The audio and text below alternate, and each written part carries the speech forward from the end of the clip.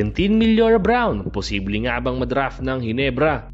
Gusto nga din daw kunin ni Coach Tim Cone para sa Gilas, Pilipinas? Sa nagtapos na Season 87 ng UAAP Men's Basketball kung saan nagkampiyon ng koponan ni Millora-Brown ang UP Fighting Maroons, isa ito sa inaabangan kung magpapadraft sa 50th season ng PBA ngayong 2025. Si Kentin Millora-Brown o mas kilala sa tawag na QMB ay may height na 6'10" at may timbang na 265 pounds. Nag-average ito ng 14 points, 9 rebounds at 2.3 assists sa 3-game final series kontra sa LaSalle Green Archers. Napabalita din na may mga offers itong natatanggap para maglaro overseas, kasama na dyan ang prestiyosong Japan B-League.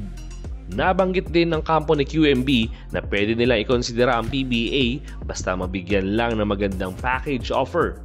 Kahit na makuha daw ito na top 3 rookie sa draft, ang maximum monthly salary lang daw na pwedeng makuha nito ay 450,000 sa loob ng 2 taon at masyadong mababa para sa market value ni QMB. Ang isa pa sa nakikitang problema ng kampo ni QMB ay baka madraft lang daw ito sa Terra Firma o Blackwater, mga PBA teams na wala naman daw planong manalo sa liga. Sayang naman daw kung hindi ma-maximize ang galing nito at nararapat masali ang pangalan sa mga successful teams ng PBA. Kung sakali mang mapunta ito sa SMC teams, ang koponan ng Ginebra ang may pinakamalaking tsansa na makakuha kay QMB, lalo na tumatanda na si Japet Aguilar at saktong ipareha sa super rookie sensation itong si RJ Abarrientos.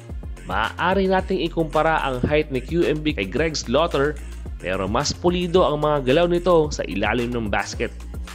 Ang isa pa sa posibleng dahilan ay si Coach Tim Cone, ang head coach ng ating Gilas Pilipinas, na siguradong mga gamit sa QMB kung sakaling i-line up ito.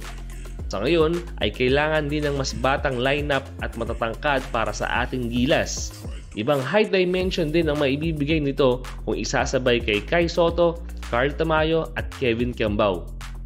Kayo mga ka-sports junkie, dapat na nga bang magpa-draft sa PBA si QMB?